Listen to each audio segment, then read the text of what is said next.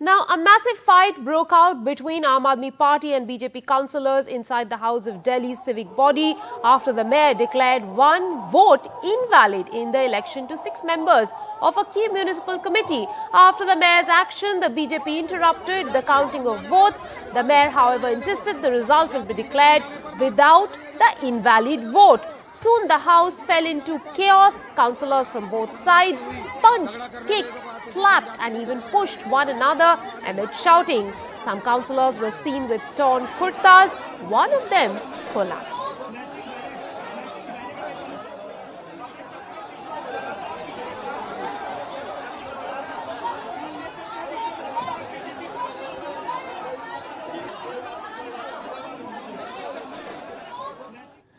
Moving on to some other news now, Congress has said that they will work with Mamta, KCR and Nitish Kumar.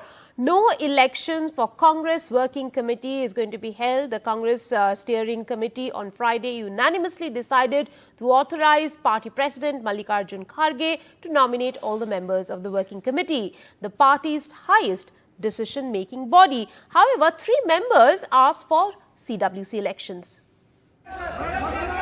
The Raipur Convention is possibly the most important Congress meeting ahead of the 2024 elections, being watched closely by the opposition. However, the first thing the party, now led by Anand Gandhi, pushed through was to change the party constitution to ensure that Sonia and Rahul Gandhi as ex-presidents remain in the Congress Working Committee, the top decision-making body. Priyanka Gandhi Vadra, who's not an ex-president, can be nominated as the party today decided not to hold elections to the Congress Working Committee. The changes ensure a permanent place for the Gandhis, continuing their firm hold on the party. See, we had an election for the Congress President and Shri Kharge ji was elected by a thumping majority. Almost 85% of the delegates, PCC delegates, have voted for him. Now the Congress Working Committee discussed threadbare and has passed a resolution because we have full faith in the leadership of Mallikarjun Kharge. 3 leaders, Ajay Makan, Digvijay Singh and Abhishek Singhvi, wanted elections to be held, but the party decided to continue with the culture of nominations. On the larger question of the Congress's role in the next elections to the parliament, the party needs to decide on its alliance strategy and bury differences despite the contradictions and rivalries within the opposition, leading to a low index of opposition unity. We have worked with Mamata ji, we have worked with Nitish ji, we have worked with Chandrasekhar Rao. Also, I very closely worked during the revision. So it's not difficult. There may be some fault lines on our part also. If those fault lines are removed, I think it's very difficult. It is quite easy to join together and fusion can. Party workers, leaders have one underlying theme here at Raipur at the AICC convention. The focus, of course, being that Rahul Gandhi should lead the party ahead of the 2024 elections. He has that premier position, but the big question is they're extremely cautious of whether he will be leading as the prime ministerial candidate once again. With camera person Ashok Male and Arvind, Sunil Prabhu, NDTV. To some other story now, a radical preacher Amritpal Singh's aide and kidnapping accused Lovepreet Toofan Singh walked out of jail on Friday, hours after a court in Punjab's Ajnala ordered his release based on an application by the police. The development came a day after supporters of a preacher and Khalistani sympathizer Amritpal Singh broke through the barricades at the Ajnala police station demanding the release of his aide. A major embarrassment for the Punjab police. Lovepreet Toofan, the aide of a radical Punjab-based preacher and Khalistan sympathizer Amritpal Singh, walked out of jail today. 24 hours after Singh's supporters, some of them brandishing swords and guns, broke through barricades and entered the police station complex where Lovepreet was being held in a kidnapping and assault case. In its release order, a local court noted that the Punjab police have said that Lovepreet has not been found guilty of any offence. We have acted with restraint on account of the presence of Shri Guru Granth Sahib Ji. Punjab police is committed to maintain peace and harmony in Punjab. Certain elements are trying to destabilize the peace in Punjab. The police also claimed today They did not intervene on Thursday during the violence because the attackers were carrying a Guru Granth Sahib, the holy book of the Sikhs. हमारी police ने इतना सत्कार किया गुरु साहब जी का, मुलाजिमों ने, हमारे पास बहुत था, हमारे पास वाजरा गाड़ी थी, वाटर कैनन थी, और थे, लेकिन हमने कुछ भी ऐसा नहीं किया, गुरु साहब का सत्कार किया. Amritpal Singh is the head of Waris Punjab Day, a group founded by activist Deep Sidhu, who died in a road accident in February last year. He is accused of fanning pro-Khalistan separatist sentiments in his areas of influence near Amritsar. While this is not the first case of separatist uprising in the state of Punjab, there have been cases in the previous government as well, happening at the time when Punjab CM is inviting investors into the state. The situation right now is very tricky for the Punjab government. With Saurabh Shukla, Tanish Punjabi for NDTV. The Punjab Chief Minister Bhagwant Mann accompanied Kejriwal as he met Uddhav Thackeray at his residence on Friday in Mumbai. The meeting comes at a time when the Shiv Sena name and the bow and arrow symbol have been transferred to Eknath Shinde. And in Delhi, the Aam Aadmi Party is embroiled in the alleged liquor scam and the snooping case. Ahead of the Meghalaya Assembly polls, Prime Minister Narendra Modi held a roadshow in Shillong.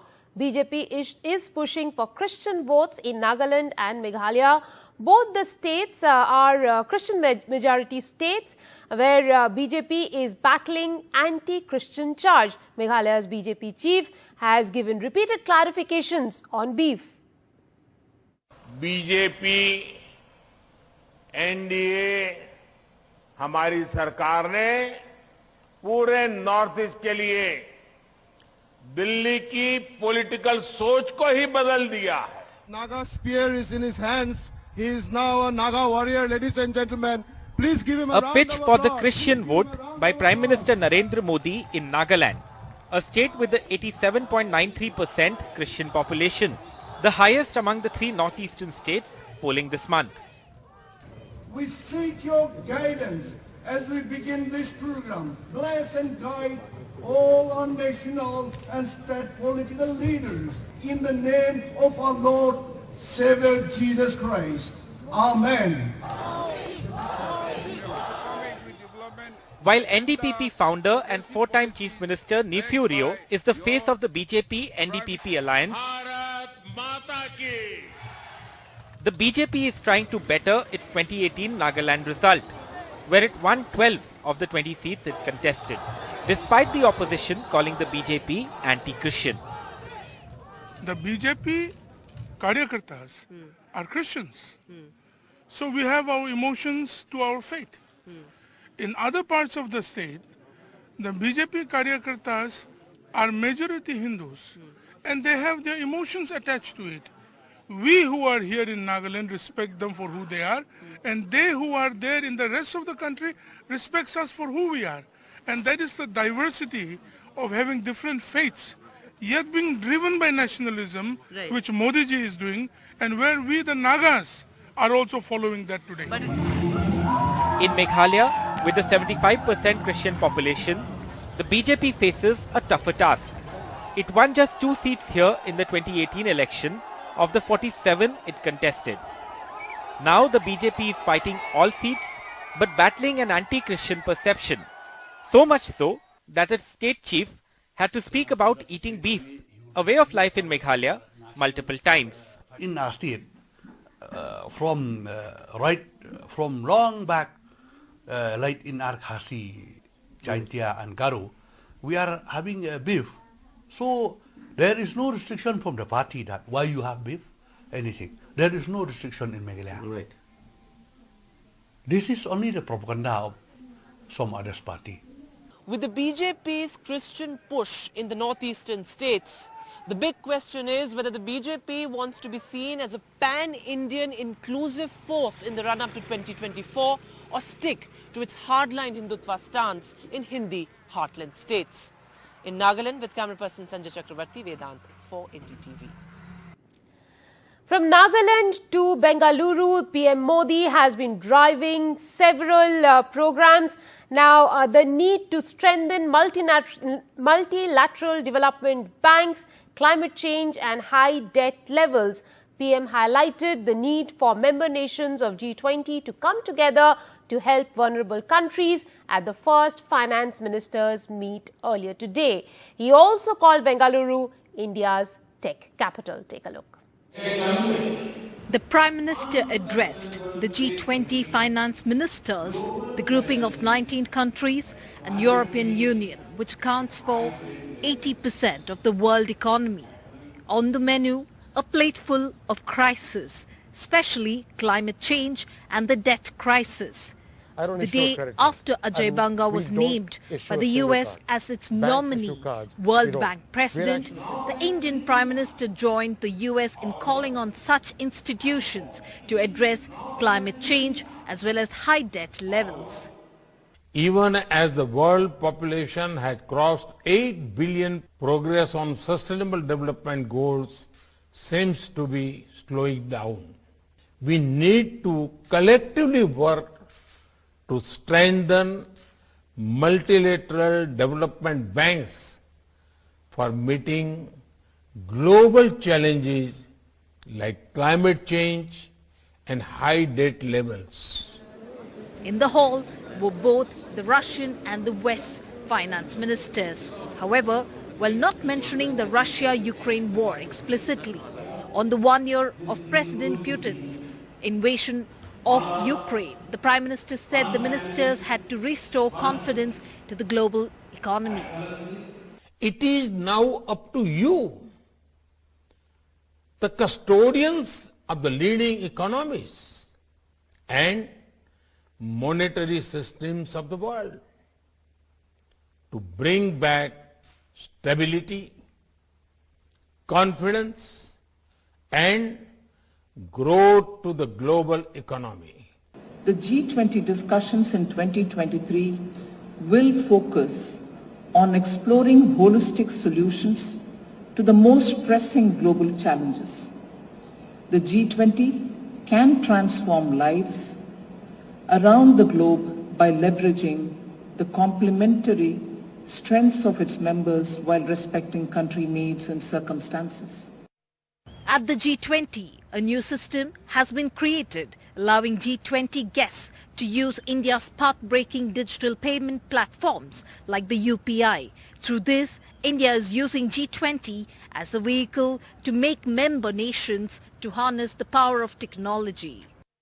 Explore and harness India's stack. Now that was a message and a suggestion from Prime Minister Narendra Modi to the world leaders attending the G20, also promoting in way that is India's digital infrastructure to the world. Now other major issues that remained on top priority was of course the climate change, and also Prime Minister Narendra Modi focusing especially on strengthening the multilateral development banks and also in a way to tackle especially lending as far as climate change is concerned. In the coming days, we're also going to see where US Treasury Secretary Janet Yellen also trying to press for consensus for reformation of the multilateral development banks. At G20 with Kumar Shrija for NDTV.